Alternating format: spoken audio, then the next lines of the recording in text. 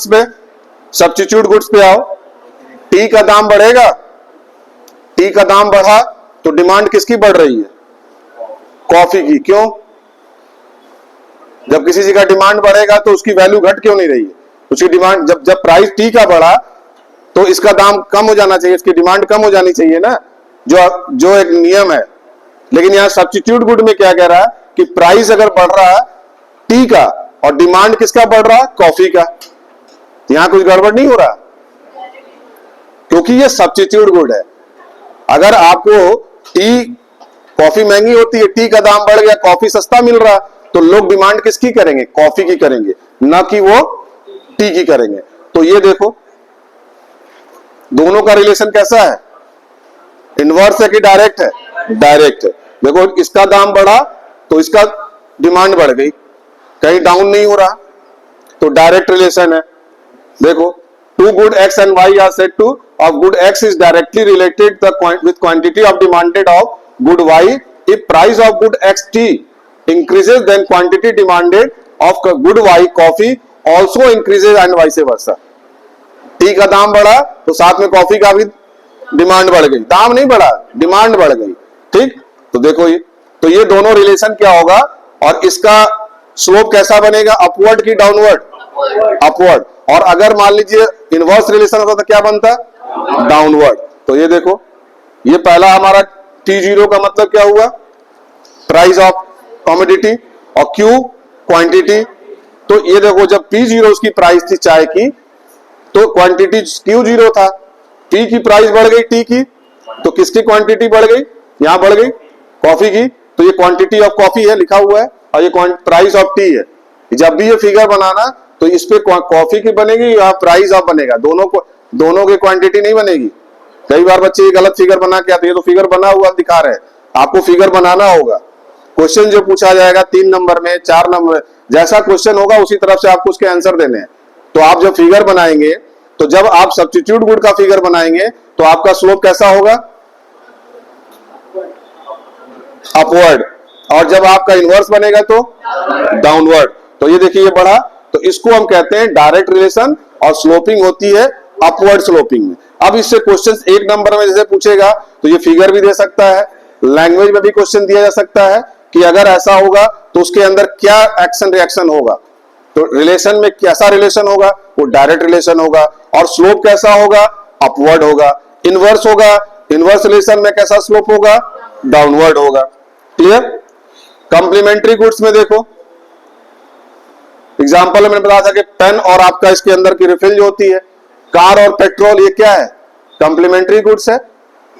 Shoes और आप laces, आपके जूते में से फीता निकाल दिया जाए, फेंक दें उधर बाउंड्री के बाहर, तो आप दूसरे दिन जूता भी फेंकाओगे या तुरंत ही फेंक दोगे, क्योंकि फीते के बिना जूते की कोई लाइफ नहीं है। कार के बिना, पेट्रोल के बिना कार की कोई लाइफ नहीं है।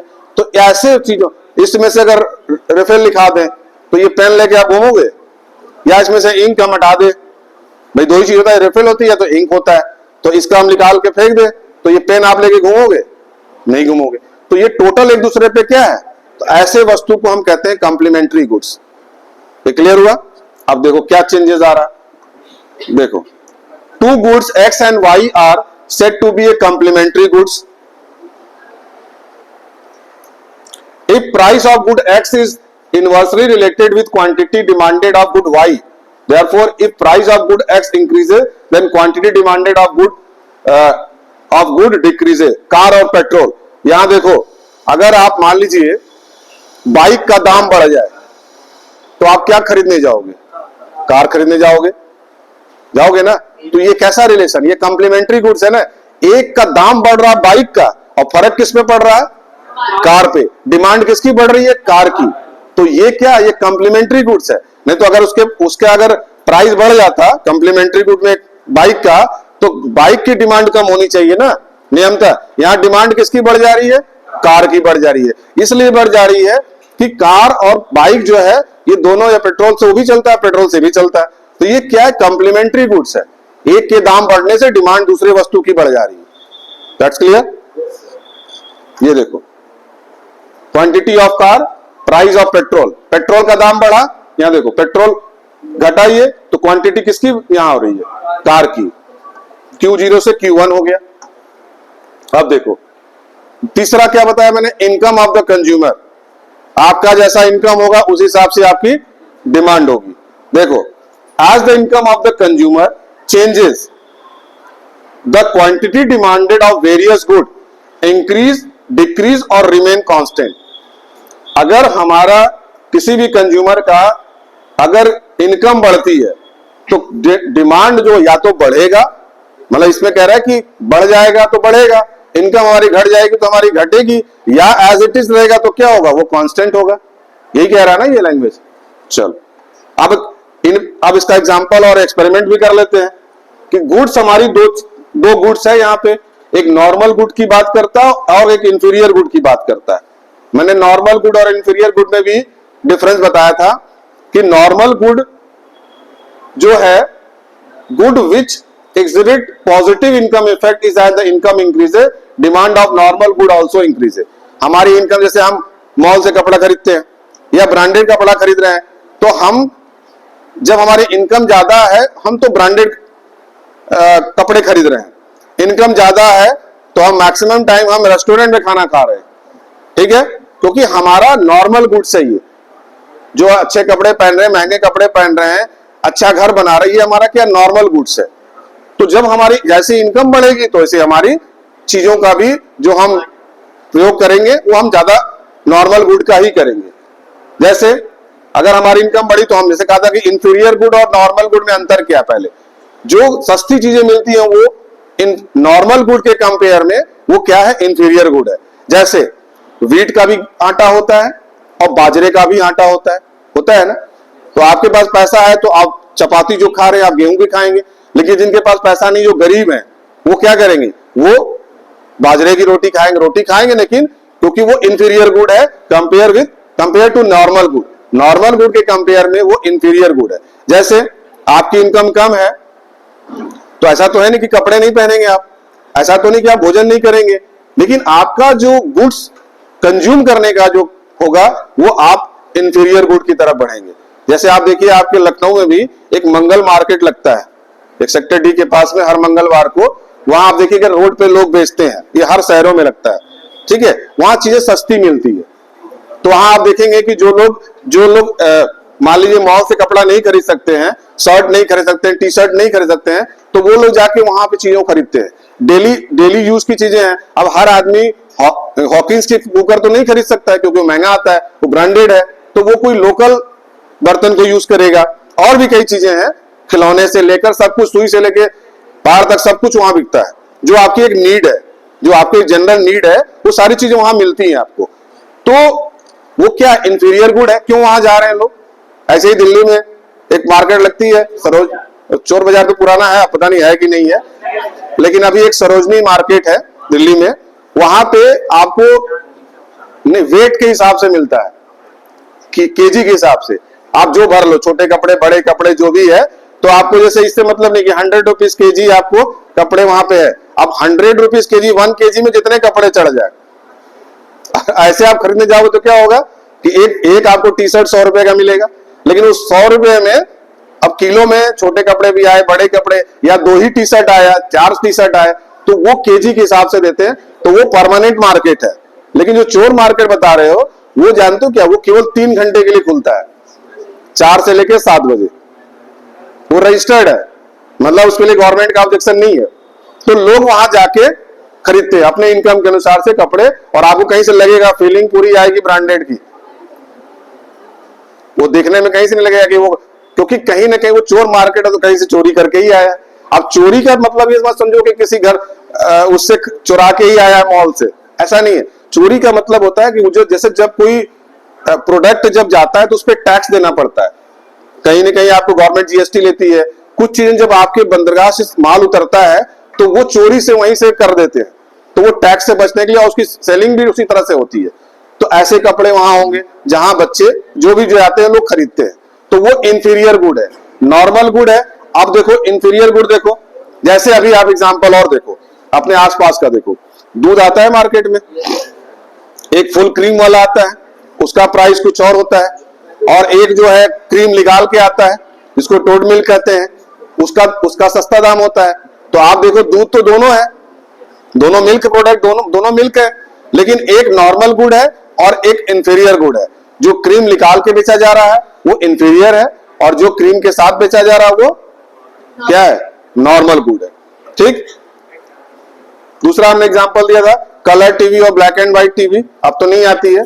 पहले जो रिच होते थे वो कलर टीवी खरीदते थे, और जो थोड़ा सा कमजोर उनकी मतलब इनकम उनकी कम होती थी तो वो क्या करते थे, ब्लैक एंड व्हाइट टीवी खरीदते थे। तो ब्लैक एंड व्हाइट टीवी क्या, कौन सा गुड हुआ, इंफीरियर, और कलर टीवी नॉर्मल गुड।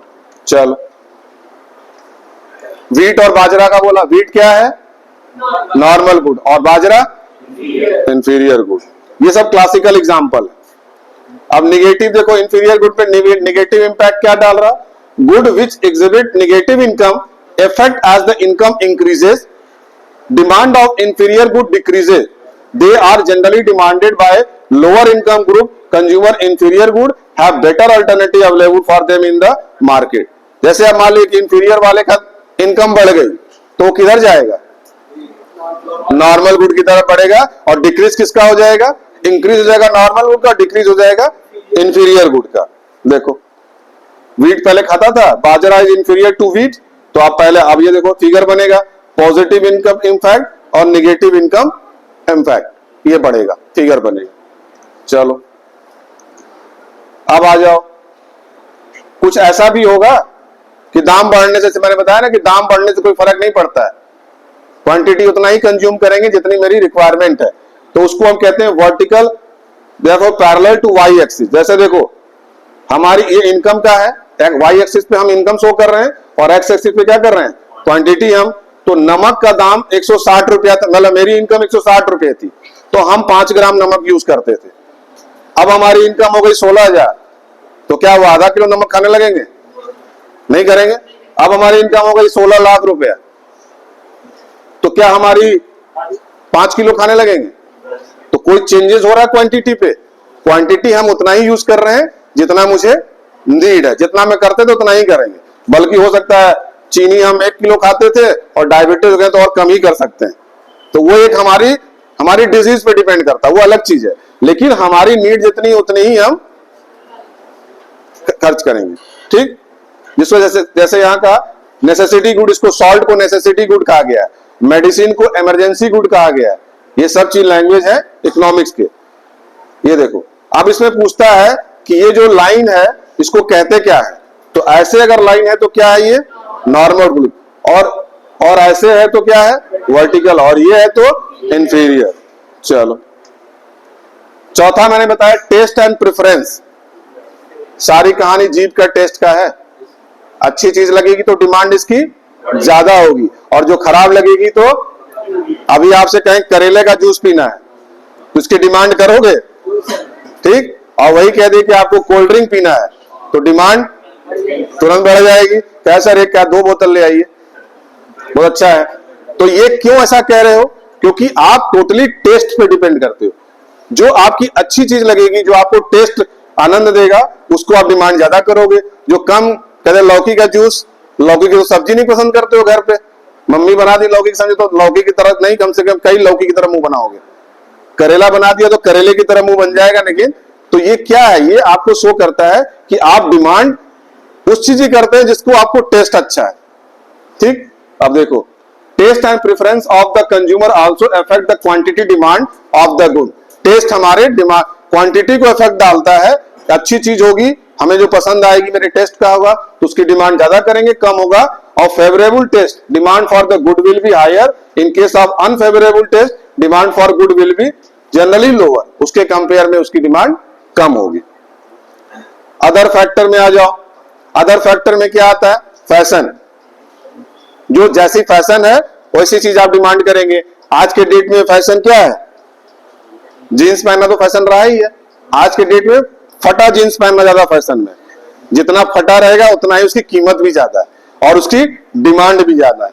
तो उसमें भी आप वहां पे क्या है कि वहां पे डिमांड इस पे डिपेंड नहीं करता कि प्राइस क्या है, अगर उसकी फैशन में है तो वो ज्यादा हो कम हो हमको लेना है। एक एडवर्टाइजमेंट आता था, पता नहीं अब आता है कि नहीं, देखा नहीं मैंने, कि एक स्टूडेंट है, लड़की है वो जीन्स खरीद के ले आती है, फटा जीन्स, तो मम्मी सोचती है, देखती है कि मेरा बच्चा इतना बिजी है पढ़ने में, इसको सिलने का फुर्सत नहीं है। मम्मी सिलाई मशीन खोलती है, सिल के रख देती है। उसके बाद फिर देखती है तो फिर फाड़ देती है, फिर मम्मी सिल देती है। ये मतलब उनको, मम्मी को क्या पता कि ये फैशन है, और वो सोच रही मम्मी की ये इसलिए इसके पास समय नहीं है, फट गया है जींस, इसलिए ये इसके पास समय नहीं है, तो ला मैं सिल दूं। तो जो कि फटा जींस जितना फटा रहेगा उतना ही महंगा है, और जितना सिला रहेगा उतना सस्ता है।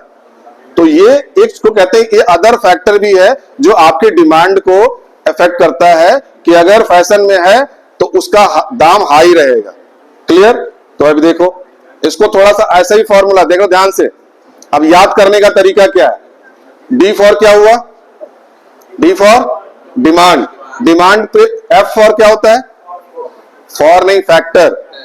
डिमांड पे क्या क्या फैक्टर इफेक्ट डालेगा? ब्रैकेट में देखो लिखा है पीएक्स, मतलब price of price of commodity की वो फर्क डालता है। पीआर क्या है? Price of related good. Y income of the consumer. T taste and preferences. O other. अब दूसरी भाषा में समझो, ये किसका थप्पड़ है? पापा का, ये भैया का, ये दोस्त का, और ये पड़ोसी का। ये सबके थप्पड़ है, और ये सब थप्पड़ पड़ने वाले किस पे हैं? डिमांड पे। ठीक है, तुम्हारे पे, डिमांड तुम हो ना, तो ये लोग जब थप्पड़ मारेंगे तो तुम्हारे गाल का क्या दशा होगी? सूझ जाएगा ना। तो अब आपने कहा कि नहीं नहीं, इतना थप्पड़ हम बर्दाश्त नहीं कर पाएंगे, हमको केवल थप्पड़ पापा मार सकते हैं, बाकी लोग अपना अपना हाथ पीछे कर लो। तो ये जो मम्मी, भाई, दोस्त, रिश्तेदार, पड़ोसी सब किनारे कर दिया। तो सबसे ज्यादा इफेक्ट कौन डाल रहा है? पापा वाला। ठीक, अभी ये भी आगे पढ़ेंगे कि पापा जब थप्पड़ मारेंगे तो कितना दूर गिरोगे, और रिश्तेदार मारेंगे तो कितना देर गिरोगे, मम्मी मारेगी तो कितना दूर गिरोगे। तो आगे वो पढ़ेंगे elasticity of demand. Rubber band देखे हो ना, तो जब खींचते हो तो ज्यादा दूर खींचोगे तो चोट ज्यादा लगता है ना, और कुछ रबर बैंड ऐसे है कि थोड़े खींचने पे टूट जाते हैं। तो वो डिपेंड करता है। अब तुमको खली अगर एक थप्पड़ मारे तो कहां गिरोगे? खली का नाम सुने हो ना। और अगर एक छोटा बच्चा थप्पड़ मारेगा तो कहां गिरोगे? कहीं नहीं गिरोगे, वहीं हिलोगे भी नहीं। तो ये अभी आप इलास्टिसिटी ऑफ डिमांड में पढ़ेंगे आगे। फिलहाल अभी इसको, तो ये देखो पीएक्स किस पे डिमांड आ रहा है, इस पे कैसा रिलेशन है? कैसा रिलेशन है? स्वास्थ्यिक। समझ में आ रहा है? प्राइस ऑफ रिलेटेड गुड में मैंने क्या बताया? कितने गुड्स होते हैं? प्राइस ऑफ, फास्टी बताओ, कितने गुड होते हैं प्राइस ऑफ रिलेटेड गुड में? दो होते हैं। कौन कौन से? डिमांड और सब्स्टिट्यूट गुड और कॉम्प्लीमेंट्री गुड। ये देखो S for substitute, G for good, और C for complementary, G for good. तो ये देखो सब्स्टिट्यूट, बैठ जाओ। सब्स्टिट्यूट गुड में कैसा रिलेशन है? डायरेक्ट है। और कॉम्प्लीमेंट्री गुड में इनवर्स है। इनकम पे कैसा रिलेशन है? नॉर्मल गुड पे, नॉर्मल गुड पे कैसा है? और इंफीरियर पे इनवर्स। टेस्ट पे कैसा है? फेवरेबल है तो डिमांड ज्यादा है, अनफेवरेबल है तो डिमांड कम है। और अदर्स पे भी ऐसे ही है, फैशन पे है। तो ये आपका फॉर्मूला याद होना चाहिए कि डिमांड क्या है? डिमांड आप हो, और फैक्टर क्या है? आपके पापा, मम्मी, भाई, पड़ोसी। तो सबसे ज्यादा इंपैक्ट किस पे कर रहा है? प्राइस पे पड़ रहा है। ये दाम बढ़ रहा तो सीधे सीधे डिमांड कम हो जा रही है, और दाम घट रहा तो डिमांड बढ़ जा रहा है। चलो, डिमांड के कुछ फंक्शन भी हैं, ये भी लिखना, जब 6 नंबर में आएंगे तो लिखने होंगे। क्या फंक्शन है? It depicts the relationship between quantity demand and determinants of demand. ये सबका मैंने वो भी लिखा था कि पीएस का मतलब क्या होता है, पीआर बता ही दिया आपको। इसके बाद आपको शेड्यूल भी बनाना पड़ेगा। शेड्यूल क्या होता है? ये टेबुलर प्रेजेंटेशन होता है, रिप्रेजेंटेशन। ये देखो, tabular presentation showing different quantity of commodity demanded at different prices during a given period of time. देखो इसको, जब 5 रुपए का किसी चीज का दाम था तो कितना हम यूनिट यूज कर रहे थे?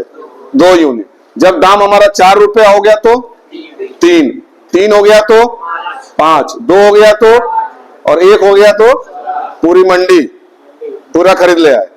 तो ये कब कर पा रहे हो? प्राइस के घटने पे कि बढ़ने पे? घटने पे। ये देखो, तो ये कैसा रिलेशन होगा? Inverse relation. अब इसके बाद आता है, ये सब चीजें हो रहा है, इसके लिए कुछ कानून बनेगा? कैसे ही जो मन का, जहां पर जो मन का करोगे तो फिर तो हर चीज बिना किसी का कोई सुनेगा ही नहीं। तो इसके लिए डिमांड के लिए लॉ बना है। उस लॉ, उस डिमांड को कभी कभी ये आता है सेटेरस पैरिबस नाम से भी जाना जाता है इसको। और इसमें क्या होता है? Quantity of commodity is inversely related to it price. ये लॉ बना कि जब किसी की प्राइस का चेंजेस होगा तो क्वांटिटी में उसमें चेंजेस आएंगे। यही लॉ ऑफ डिमांड है। कुछ एजम्पशन भी दिया गया कि ये लागू कब पे होंगे। मैंने ऐसा पढ़ाया था ना कि जैसे रैशनल होना चाहिए, ठीक, और इनकम आपकी फिक्स होनी चाहिए। पहला चैप्टर कंज्यूमर इकोनॉमी पढ़ा था। इसी तरह कुछ एजम्पशन डिमांड की भी है, तब ये लॉ इस पे लागू होगा। पहला, price of related good remain constant, तब ये चीज लॉ ऑफ डिमांड है। Income of the consumer remain constant, no change in taste and preference of the consumer, और other factor also remain constant. तो ये देखो, इसमें कह रहा है कि डायरेक्ट इनवर्स बाकी सब कांस्टेंट कर दिया। आपने कहा ना कि सबसे ज्यादा इंपैक्ट किस पे डालेगा? प्राइस पे। बाकी कहा चढ़ा। तो ये दोनों के बीच में कैसा रिलेशन है? प्राइस और डिमांड में इनवर्स रिलेशन। कर्व कैसा बनेगा? डिमांड कर्व बनेगा। देखो, डिमांड कर्व क्या होता है? ग्राफिक रिप्रेजेंटेशन होता है। किसका रिप्रेजेंटेशन होता है? क्वांटिटी का। प्राइस और different quantity of commodity demanded at different price. 5 रुपया था तो कितना कमोडिटी यूज किया, 4 रुपया हुआ तो कितना यूज किया, 3 रुपया हुआ तो कितना। तो प्राइस और प्लस क्वांटिटी को जो शो करता है वही क्या है? वही क्या है? डिमांड कर्व है। ये देखो, ये ग्राफिकल रिप्रेजेंटेशन है। अब आ जाओ एक्सेप्शनल पे। अब लॉ, ये तो हो गया, नियम हो गया, ये नियम है, ये चीजें, अजम्पशन ऑफ लॉ ये होना चाहिए। अब कुछ एक्सेप्शनल केस हैं जहां पे ये चीजें लागू नहीं हो पाती है, ये इसका चीज ऑपोजिट हो जाएगा। जैसे एक वर्ड आता है गिफन गुड। गिफन गुड, यहां नाम गिफन गुड क्यों कहा गया है कि एक स्टोरी हमने बताई थी कि स्कॉटलैंड की स्टोरी है। वहां पे इंफीरियर गुड ब्रेड था और नॉर्मल गुड मीट था। अमीर लोग मीट खाते थे और जो गरीब है वो ब्रेड खाते थे।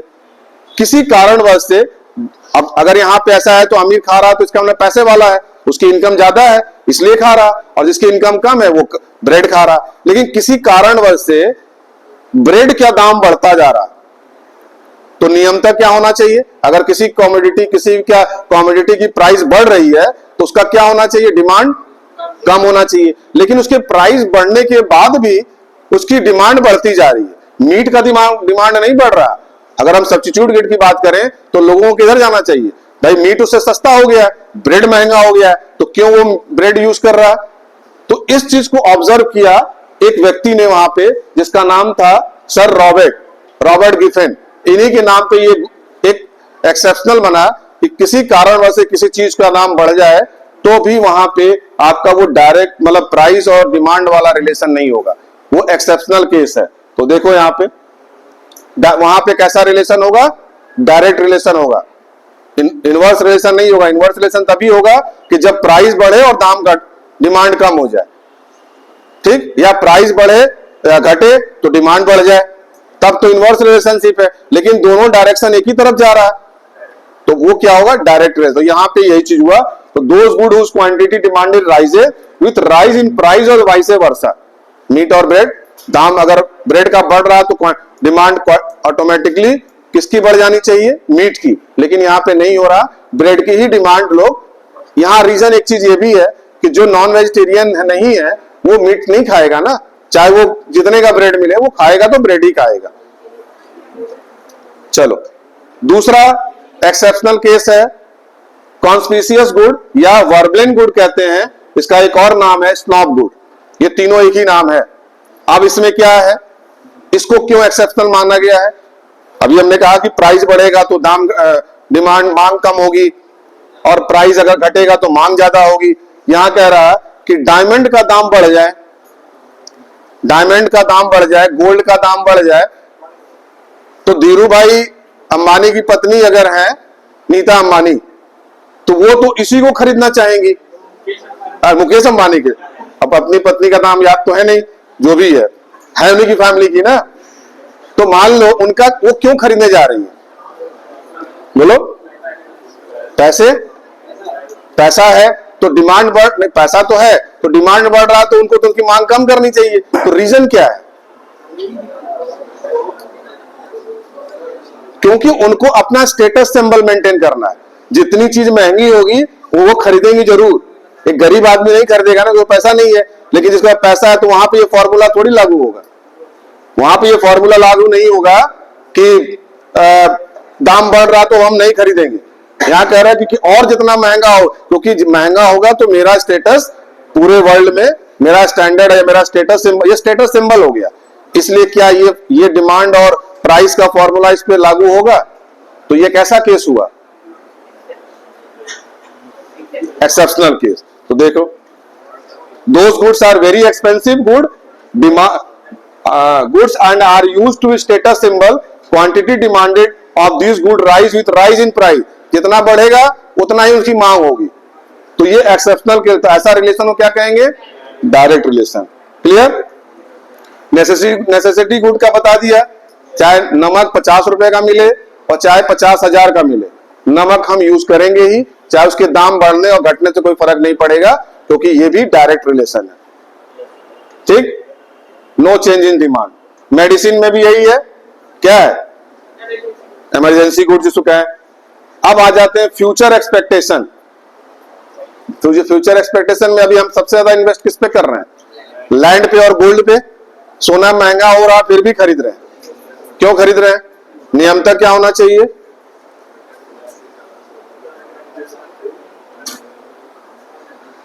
क्यों, इमरजेंसी है क्या? बाद में करा लीजिएगा क्लास के बाद।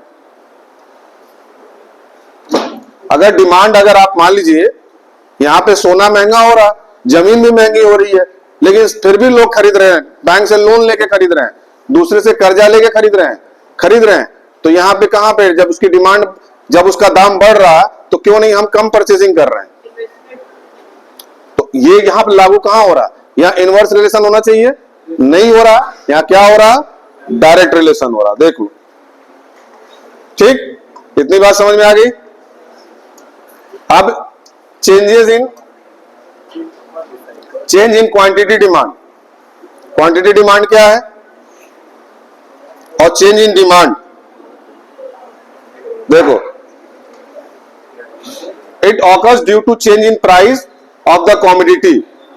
इधर ध्यान से देखो गर्ल्स,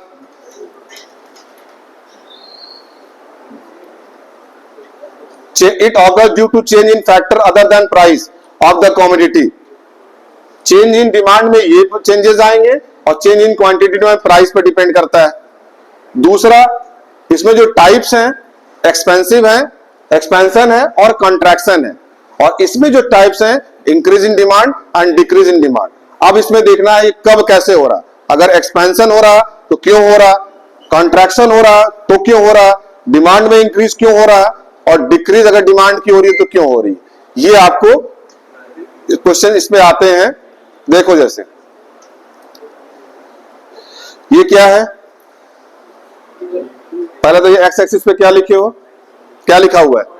क्वांटिटी ऑफ डिमांड, और इस पे प्राइस ऑफ गुड।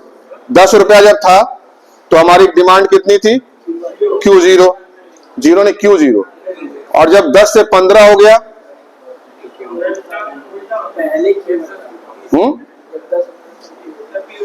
ये कम हुआ ना, सॉरी, पहले 15 था, P0 था तो P1 हुआ, सॉरी, P0 15 था तो 10 आया, और जब 15 था तो कितना था हमारा? Q0 था। और जब 10 हुआ तो हमारी क्वांटिटी कितनी बढ़ गई? पहले हम 100 यूनिट खरीद रहे थे, अब हम कितना खरीद रहे हैं? 130 यूनिट। तो ये क्या हुआ? एक्सपेंशन हुआ कि कॉन्ट्रैक्शन हुआ? एक्सपेंशन मतलब कि बढ़ना, तो एक्सपैंड हो रहा है। और ऐसा ये मूवमेंट कौन सा है? डाउनवर्ड। इस पे हमने बनाया ये फिर, जिसको हम कहते हैं डी।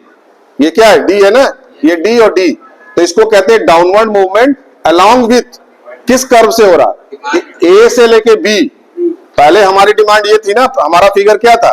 P0 था, सॉरी P0 था, ये क्वांटिटी थी। जब हमारा बढ़ा तो ये क्या हुआ? लाइन हमारी, पहले हमारा ए पॉइंट था, ए से हमारा क्या हो गया, बी हो गया। तो ये कर्व किस पे मूवमेंट कर रहा, downward movement along demand curve A to B. A से लेके बी हमारे डिमांड पे चेंजेस आ रहे हैं, तो इसको हम क्या कहेंगे, contraction, sorry expansion of demand. ये देखो एक्सपेंशन इसको कहेंगे ना। और ऐसा क्यों हो रहा, रीजन क्या है, due to fall in rise of commodity. जब उसका दाम घट रहा तो क्वांटिटी हमारी बढ़ रही है। पहले हम 15 रुपया में हम 100 यूनिट खरीद पा रहे थे, जब दाम 10 रुपया हो गया तो हम अब 130 यूनिट खरीद पा रहे हैं। तो ये एक्सपेंशन है। रीजन केवल इसका रीजन जरूर लिखेंगे कि रीजन यही है कि दाम जब घट रहा तो क्वांटिटी हमारी बढ़ रही। अब इसको एक्सप्लेन भी करना पड़ेगा, ऐसे 6 नंबर थोड़ी मिल जाएगा। अब देखो इनिशियली इसी को लिख देना है, जो फिगर में आपने जो किया है उसी को अंग्रेजी में लिखना है। Initially at price PO quantity demanded is Q0। जब प्राइस आपका 15 रुपया था तो क्वांटिटी आपकी Q0 कितनी थी, कितनी यूनिट थी, 100 यूनिट। देखो 100 यूनिट है। चलो दूसरी लाइन पढ़ो। एट पॉइंट ए, पॉइंट क्या था, ए था, ये था। चलो on the demand curve DD with the fall in price P0 to P1, जब 15 से 10 पे आ गए तो क्वांटिटी हमारी डिमांड राइज कितनी कर गई, Q0 से Q1, यानी कि 100 यूनिट से 130 यूनिट। ठीक, पॉइंट किस पे हो गया, ए से बी पे आ गया। On the same demand curve, demand curve नहीं बदल रहा, डिमांड कर्व वही है, नहीं कि दूसरी लाइन बना देना, डिमांड कर्व वही है। अभी जब ये बढ़ेगा कब, जब आप इंक्रीज इन डिमांड में पढ़ेंगे, डॉट डॉट लाइन जो आप करेंगे कि डिमांड हमारी बढ़ेगी तो दूसरी लाइन यहाँ पे एक्सपेंड, या एक्सपेंशन में यही अंतर है दोनों में। एक्सपेंशन होगा तो उसी डीडी पे होगा। पॉइंट क्या होगा, पहले ए पे हमारी डिमांड ये थी, अब हमारा प्राइस घट गया तो हमारी क्वांटिटी बढ़ गई, तो हमारा ए से लेके बी पॉइंट आ गया। ठीक, सेम डीडी पे डिमांड जो है with the fall in price of P होगी P0 टू P1, तो quantity demand rises from Q0 to Q1 and point B on the same demanded curve DD. This rise known as expansion in demand. इसको हम expansion in demand कहते हैं, या increase in quantity demanded भी कहते हैं। अब इसके बाद शेड्यूल भी बनाएंगे, केवल एक्सप्लेन कर देंगे तो नहीं होगा। पहले आप क्या करेंगे, फिगर बनाएंगे। पहले तो आप बताएंगे कि एक्सपेंशन है क्या, प्राइस के बढ़ने घटने से क्वांटिटी पे जो इफेक्ट डाले वो आपका क्या एक्सपेंशन है। उसके बाद आप फिगर बनाएंगे। तीसरा आप रीजन लिखेंगे। चौथा आप एक्सप्लेन करेंगे, और पांचवा आप शेड्यूल बनाएंगे। ये इकोनॉमिक्स का एक कंसेप्ट है। इतनी चीजें आप करेंगे तो आपको पूरे नंबर मिलेंगे, तब वो कंप्लीट आंसर हुआ। तो अब आप देखिए, शेड्यूल बनाया आपने, शेड्यूल कुछ भी बना सकते हैं, बस कंसेप्ट ही होना चाहिए। जो एक्सपेंशन की जो डिफरेंशन है कि प्राइस का बढ़ना या प्राइस का घटना इफेक्ट किस पे डालेगा, क्वांटिटी पे। घटेगा तो क्वांटिटी बढ़ेगा, प्राइस बढ़ेगी तो क्वांटिटी रिड्यूस होगी। देखो इधर देखो ध्यान से, बॉयज सामने देखो। 15 रुपया जब था तो हम कितना यूनिट खरीद पा रहे थे, 100। 12 हो गया तो 120, 10 हुआ तो 5 हुआ तो हमारी क्वांटिटी डिमांड बढ़ती जा रही है। प्राइस के किसके वजह से, प्राइस के घटने की वजह से। Price fall, quantity demand rise. तो कैसा रिलेशन है, इनवर्स है। दूसरा आ जाए, इसका ऑपोजिट हो जाएगा कंट्रैक्शन इन डिमांड। इसका ठीक ऑपोजिट हो जाए, इसको हम डिक्रीज इन क्वांटिटी डिमांड भी कहते हैं।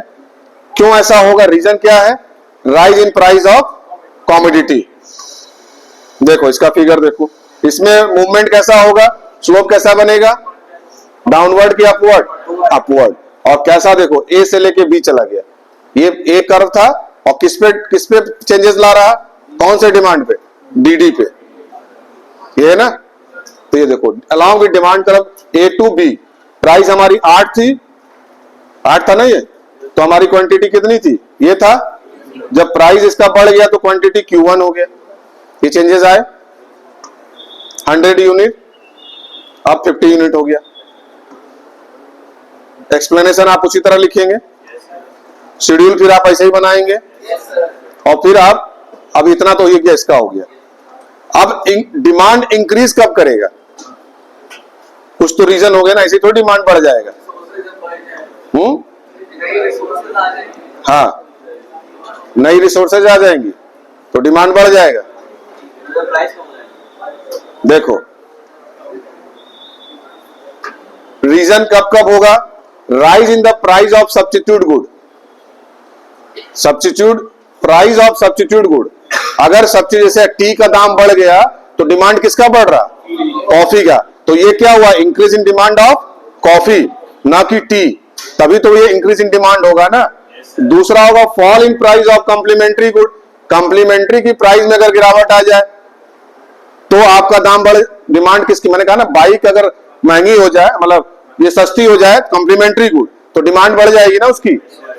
तीसरा increase in income normal good, change होगा कि नहीं, नॉर्मल गुड अगर हमारी इनकम बढ़ जाए तो चेंजेस आएगा कि नॉर्मल गुड में।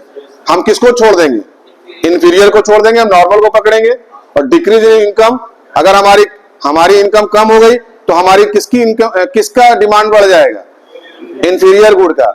नहीं तो हम पहले क्या ले रहे थे, हम नॉर्मल ले रहे थे। तो ये सब रीजन है जिसके वजह से डिमांड में इंक्रीज हो रहा।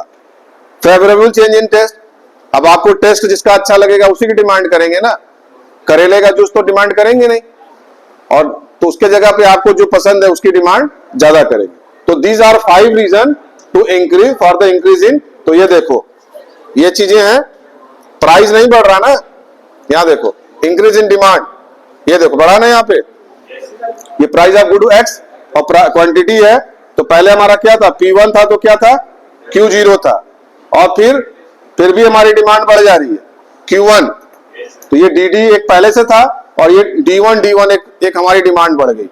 क्लियर, इसको क्या कहेंगे हम, कौन सा डिमांड कहेंगे, इंक्रीज इन डिमांड।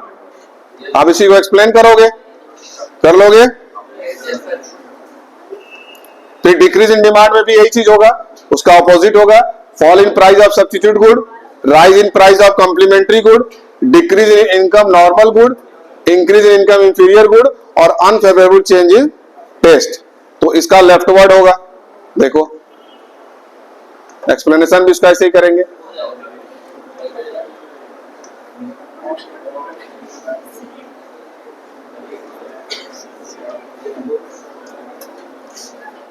अब कल स्टार्ट करेंगे मार्केट डिमांड।